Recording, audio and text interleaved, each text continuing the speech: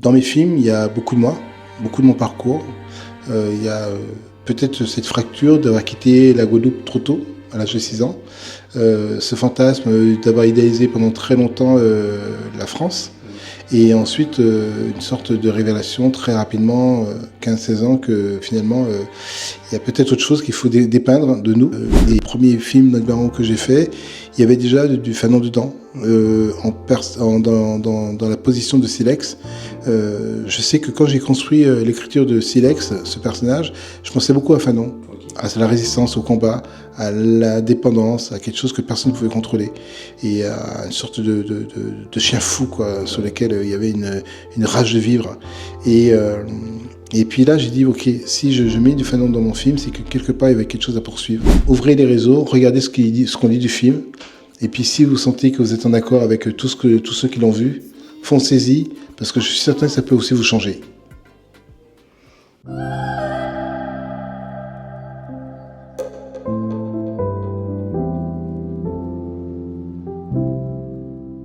Wake up la famille, j'espère que vous allez bien. Aujourd'hui, je pense que vous savez avec qui on est. On est avec le grand Jean-Claude Barny, un réalisateur qui, on va dire qu'aujourd'hui, on n'a plus à présenter.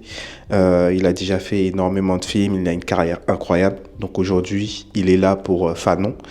Et il va un peu nous raconter son parcours, mais on va beaucoup parler de Fanon aussi, comment il en est arrivé jusqu'à là et qu'est-ce qui se passe, on va dire, qu'est-ce qui se prépare pour la suite.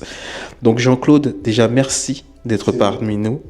Merci de nous avoir accordé ce petit temps. Je sais que là, vous êtes très, très bousculé.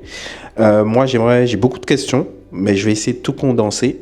Donc, première question déjà qui me taraude, c'est... donc là, tu es passé de Nègre Marron, qui a fait vibrer toute une génération de chez nous. Le Gang des Antillais aussi, qui a fait beaucoup de bruit. Comment tu passes de Nègre Marron à Fanon? Je passe avec un côté de responsable, de enfin peut-être apporter à mon cinéma quelque chose que je n'avais pas, une dimension plus portée vers l'international, un travail beaucoup plus universel, tout en gardant l'identité caribéenne, d'où je puise essentiellement je veux dire, la racine de mes films. Ok. J'ai l'impression que tu es un réalisateur très engagé et je pense et je sais que ça n'a pas été facile pour toi de choisir cette voie-là. Pourquoi ce combat pour pouvoir justement mettre en avant tes racines, notre communauté, etc. Souvent, ceux qui combattent une injustice ou une maladie ou un trauma, c'est qu'ils en sont eux-mêmes victimes ou ils en sont les principaux pas responsables. En tout cas, il y a une identification. Moi, je pense que dans mes films, il y a beaucoup de moi, beaucoup de mon parcours. Il y a peut-être cette fracture d'avoir quitté la Guadeloupe trop tôt, à l'âge de 6 ans. Ce fantasme d'avoir idéalisé pendant très longtemps la France. Et ensuite, une sorte de révélation très rapidement, 15-16 ans, que finalement, il y a peut-être autre chose qu'il faut dépeindre de nous. Et je pense que je me suis engagé très concrètement dans un cinéma engagé à partir du moment que je sentais que la littérature, la musique faisaient leur part de travail et que dans le cinéma, il y avait largement de l'autodérision, des caricatures et qu'il y avait personne qui pouvait leur répondre en images. Donc c'est une sorte de duel, de coup d'épée contre un autre coup d'épée dans mon industrie. Ok, ben j'aime beaucoup ce combat. Ça nous permet aussi d'exister, de montrer aussi nos personnalités, de montrer aussi les forces qu'on a chez nous. Donc je pense que le cinéma, bon, si on parle un peu des États-Unis, le cinéma c'est vraiment une image, une communication sur une population, sur une communauté. Donc je trouve ça très important et c'est pour ça que j'aime beaucoup ce que tu fais. J'ai appris en lisant, et je ne savais pas, que le film Fanon, c'est quelque chose que tu avais commencé depuis il y a 20 ans. Donc pourquoi avoir attendu tout ce temps? C'est vrai que c'est une bonne question, mais je répondrai que j'ai attendu tout ce temps parce qu'il m'a fallu arriver à une maturité. Une maturité en tant qu'homme. J'ai toujours été très précis et très conscient que j'étais aussi un citoyen qui recevait énormément de messages et que parfois, d'une façon insidieuse, la propagande médiatique nous caricaturait, et on en devenait notre propre victime. Donc j'ai fait tout un travail de désaliénation pendant ces années-là pour que dans mes films, je puisse parler d'un endroit où j'étais totalement légitime. Et c'est 25 ans. J'ai 25 ans parce que le premier film d'Angbaron que j'ai fait, il y avait déjà du Fanon dedans, dans la position de Silex. Je sais que quand j'ai construit l'écriture de Silex, ce personnage, je pensais beaucoup à Fanon, à la résistance, au combat, à la dépendance, à quelque chose que personne ne pouvait contrôler, et à une sorte de chien fou, quoi, sur lequel il y avait une rage de vivre. Et puis là, j'ai dit, ok, si je mets du Fanon dans mon film, c'est que quelque part, il y avait quelque chose à poursuivre. Et de film en film, j'ai essayé d'être à la hauteur de ce personnage, parce que je sais que dans mon écriture, il me guidait énormément pour pas transgresser ou trahir les valeurs dans lesquelles lui était et dans lesquelles moi j'inspirais. Et puis, surtout, il a fallu attendre aussi que je sois prêt, en tant que cinéaste. Quand vous engagez un film comme Fanon, il y a beaucoup d'attentes auprès du public, beaucoup d'attentes auprès de ceux qui sont aussi des fidèles lecteurs et amoureux de la pensée de Fanon. Et puis le challenge était de transmettre à l'écran toute sa pensée philosophique, ce qui est extrêmement difficile. Vous savez, les films de cinéma où il y a en tout cas le symbole ou la réflexion sur la psychiatrie, on les connaît, il y a Vol au ciné de Coucou, Birdie, enfin il y a quelques-uns qui ont été mémorables, mais c'est quelque chose que le réalisateur ne s'y frotte pas parce que c'est compliqué en image. Ouais. Et là, nous, on avait envie de faire quelque chose. Alors, les spectateurs iront voir, mais en tout cas, en termes d'image, on voulait vraiment être très impressionnable. Ok. Donc, on a beaucoup de personnalités chez nous, beaucoup de personnages, beaucoup de figures emblématiques. Pourquoi avoir choisi Fanon en premier? Je pense qu'il y en a d'autres, mais pourquoi avoir choisi Fanon en premier?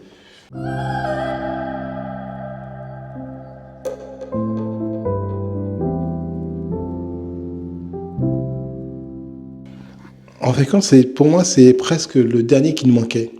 Fanon, je prends toujours cette réflexion-là en image. C'est comme si quand on avait un bureau devant nous, et dans son bureau, un bureau d'école,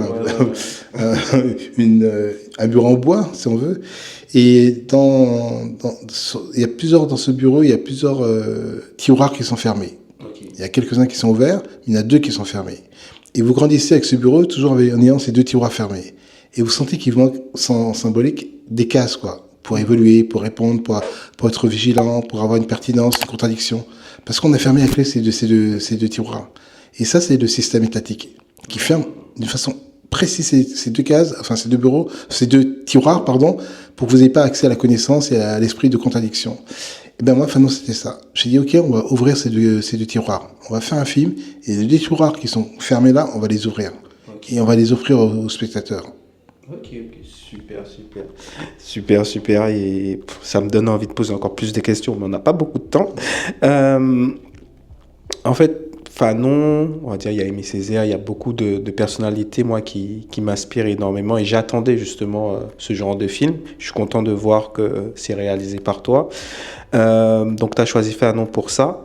Et quel a été le plus compliqué, justement, dans ce film? Dans la réalisation de ce film. Ah, dans la réalisation. Waouh,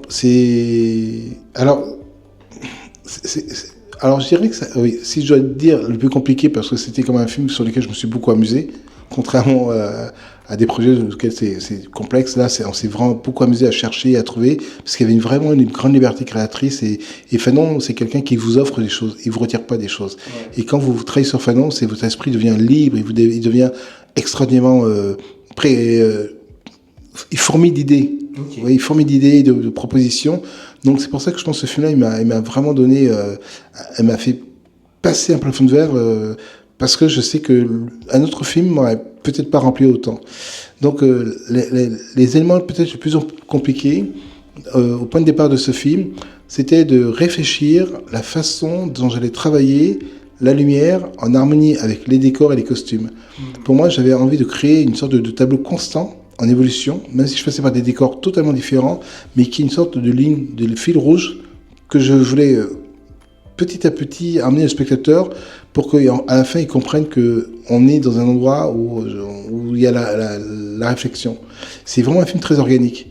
où tout est mis en avant. La musique vous appelle, les décors vous appellent, les costumes vous appellent, le jeu d'acteur vous appelle. Vous êtes tout le temps mis en challenge et à chaque moment, vous devez rester vigilant. Vous devez tout le temps tout regarder parce qu'il y a plein de choses qui se passent à l'image et que si à un moment vous faiblissez en termes d'attention, bah, hop, il y a quelque chose que vous ne pouvez pas rattraper. Et ça, c'est la psychanalyse. C'est-à-dire que vous devez rester vigilant pour toujours être aux aguets et comprendre que là où on va tous ensemble. Waouh, je vois que c'est un film qui a été fait de manière chirurgicale, donc une préparation de 25 ans, donc c'est normal. On va dire pourquoi avoir choisi l'Algérie, donc c'est les lieux de tournage, donc il y a l'Algérie et je crois qu'il y a quelque part en Europe. Pourquoi avoir choisi ces lieux principalement pour le tournage du film? Alors moi, j'ai fait énormément de ce qu'on appelle de recherche et de repérage en Algérie, parce qu'évidemment, quand on attaque Fanon, il faut savoir que le point le plus fort, c'est son arrivée à Blida, comme chef médecin psychiatre. Et c'est que là, son destin se joue. C'est quelqu'un qui est parti vers son destin et ensuite qui s'est rendu compte que là où il était, à l'hôpital de Blida, les malades, la colonisation avait les mêmes effets destructeurs sur la psyché comme il a eu sur sa communauté, sa population antillaise. Et lui, fort de tout ce bagage, petit-fils d'esclave, après les claques qu'il a reçues pendant son engagement militaire pour libérer la France, il se rend compte qu'il ne peut pas laisser les choses dans cet état.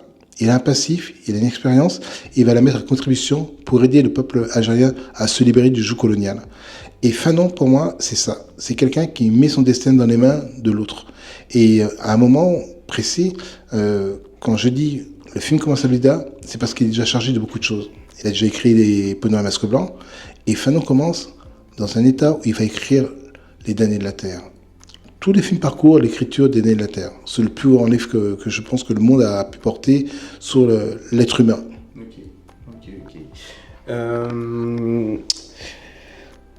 Quel message, donc je sais que Fanon, moi j'ai une citation de lui qui me touche énormément et qui me drive, c'est chaque génération a dans son opacité une mission, l'accomplir ou la trahir. Mais toi, quel message tu voudrais faire passer à travers ce film? Ben, elle est là, en fait, c'est-à-dire que quand on démarre le film avec ce message-là, cette hymne à prendre en main son destin de Fanon, on rajoute 2 mots. Moi, comme vous. Okay. Et c'est ça le film. C'est que lui, il a fait sa mission. Moi, j'essaie de faire la mienne. Mais vous, qu'est-ce que vous faites de la vôtre? Ok, super. Très beau message. Qu'est-ce que tu dirais à nos auditeurs, à ceux qui regardent la vidéo, pour qu'ils puissent aller voir ce film? Alors, je dirais que tous ceux qui ont à un moment croisé le chemin de Fanon, en littérature, en théâtre, en musique, il y a des artistes musicaux du monde hip-hop qui en parlent très régulièrement. Ce film vous paraîtra presque une sorte de hymne à l'amour de l'être humain. C'est un film qui est dur. On n'a pas du tout cherché à amoindrir sa parole et sa fonction et son action.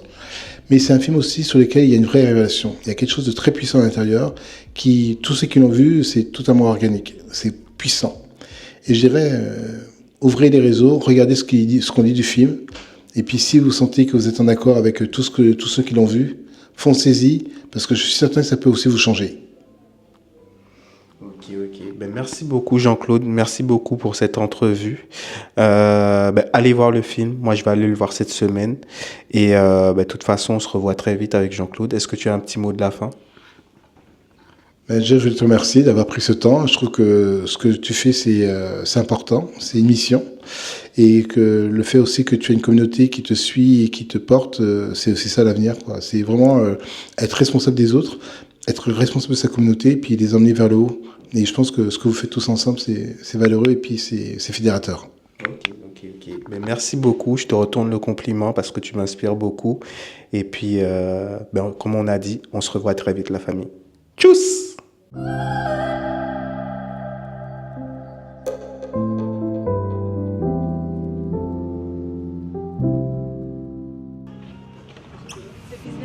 Bonjour, comment allez-vous? Très bien. Stéphane, Business au pays, enchanté. Bonjour Jean-Claude, ça va? bien? Stéphane, Ouais, super. Qu'est-ce que tu tiens à la main? Bonjour. Comment? Ça va? Ça va, Flora. Stéphane, c'est Max, enchanté. Mais merci beaucoup d'être venu. laisse rentrer. Il y a des marques et puis il y a sa marque qui arrive bientôt.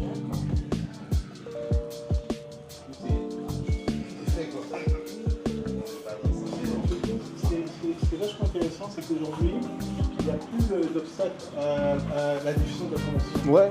Et que le fait qu'il y ait des gens comme toi qui relèvent très rapidement et qui sont hyper agiles dans l'application, ça permet d'avoir un détourné totalement, non pas les médias, mais d'avoir une autre parole, Voilà. un autre point de vue beaucoup plus pertinent.